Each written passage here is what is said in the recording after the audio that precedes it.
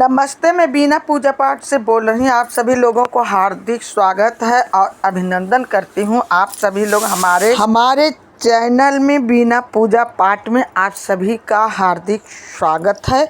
और comment box में जय माता दी ज़रूर लिखना, क्योंकि नवरात्र शुरू होने वाला है 19 तारीख को। नवरात्र के पहले दिन हमें सुबह जल्दी उठ करके स्नान ध्यान करके हमें कलश की स्थापना करनी चाहिए। कलश में स्थापना में क्या होना चाहिए? घड़ा, नारियल, पान, सुपारी, माला, फूल और इलायची, कपूर, चंदन, रोरी, देसी घी का दीपक, ये सब चीज़ें होना बेहद ज़रूरी है, क्योंकि माता रानी को ये सब चीज़ें अत्यधिक प्रिय है। क्योंकि पान का भोग लगाना भी माता रानी को अत्यधिक प्रिय है। 9 दिन का व्रत रखा जाता है। हर एक दिन माता रानी के नाम से पूजा होता है। ये 9 दिन का व्रत जो लोग रखेंगे उनके घर में सुख समृद्धि बढ़ेगी और उनके घर में बरकत होगी। तो इसलिए ये 9 दुर्गा स्टार्ट हो रहा है, नवरात्र स्टार्ट हो रहा है। ये बहुत ही अच्छा, माँ सबके घर में कृपा करे, सबको खुशियाँ दे, सबकी खुशियाँ से झोली भरे। घट स्थापना में मिट्टी का घड़ा बहुत ही शुभ होता है।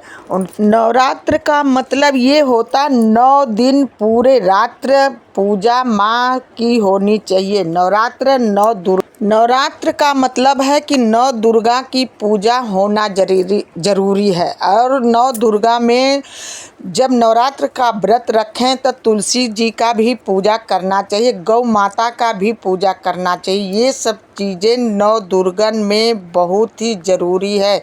देवी के पूजा में देवी को भोग क्या क्या लगाया जाता है? पान, सुपारी, मिठाई, ये सब चीज़ें भोग लगाई जाती है देवी की। नवरात्र में हमके शुद्ध विचार से, बड़े अच्छे विचार से ही पूजा करना चाहिए। उसका फल कई गुना होके मिलता है। माता रानी कई गुना फल देती हैं और सबकी खुशियाँ से झोली भरती हैं।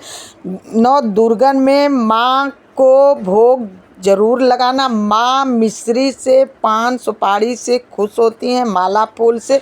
संध्या के समय देसी घी का दीपक जला करके ही पूजा करना चाहिए। नवरात्र में अखंड ज्योति ज़रूर जलाना चाहिए। अखंड ज्योति जलाने से सौभाग्य बदलता है, घर का भाग्य बदल जाता है। माता रानी खुश होती हैं, क्योंकि माता रानी सबके घरों में प्रवेश करती हैं और उन्हीं का दिन होता है, नवरात्र का दिन होता है। नवरात्र में फलाहारी में हमें जब 9 दिन का व्रत रखना चाहिए तो फलाहारी में हमें कुट्टू के आटे का ही प्रसाद बना करके भोग लगाना भी चाहिए, प्रसाद ग्रहण भी करना चाहिए। और पूरा दिन व्रत रखना चाहिए। माँ का व्रत रख करके पूरे दिन नमक नहीं खाना चाहिए। जैसी स्वास्थ्य हो, आपकी तबीयत ठीक हो, तब पूरे दिन ही व्रत रखना चाहिए। संध्या के समय व्रत खोलना चाहिए।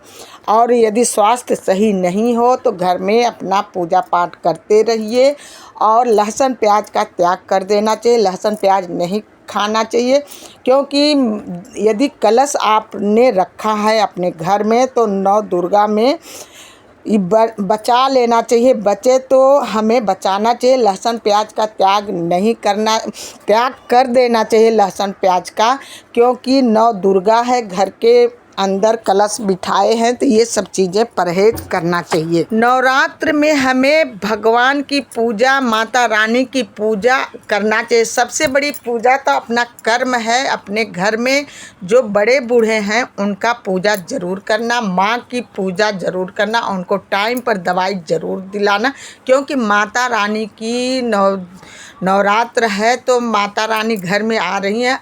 पहले अपने माता की पूजा करें, उनकी देखभाल करें, उनको समय समय पर दवाई दिलाएं, समय समय पर घुमाएं, क्योंकि तभी माता रानी खुश होती हैं। जब हम माता रानी की पूजा करते हैं, अपनी माँ की पूजा नहीं करते हैं, तो माता रानी खुश नहीं होती है। तो इसलिए माता रानी घर में कलश बिठाए हैं तो अपनी माँ का भी मान सम्मान करना चाहिए। अपने घर में जो सबसे श्रेष्ठ है उनकी पूजा पाठ करनी चाहिए। और 9 दुर्गा है, नवरात्र है, नवरात्र का मतलब है कि नवरात्र 9 दिन रात्र में ही संध्या के समय पूजा ज़रूर करना चाहिए, क्योंकि माता रानी खुशियों से झोली भरती हैं। माता रानी सबकी खुशियाँ भर करती हैं, सबके घर में आनंद ही आनंद आता है। तो आपको यदि ये वीडियो अच्छी लगी हो, प्लीज़ एक लाइक एक सब्सक्राइब ज़रूर करना। एक लाइक से मनोबल बढ़ती है, प्रेरणा मिलती है।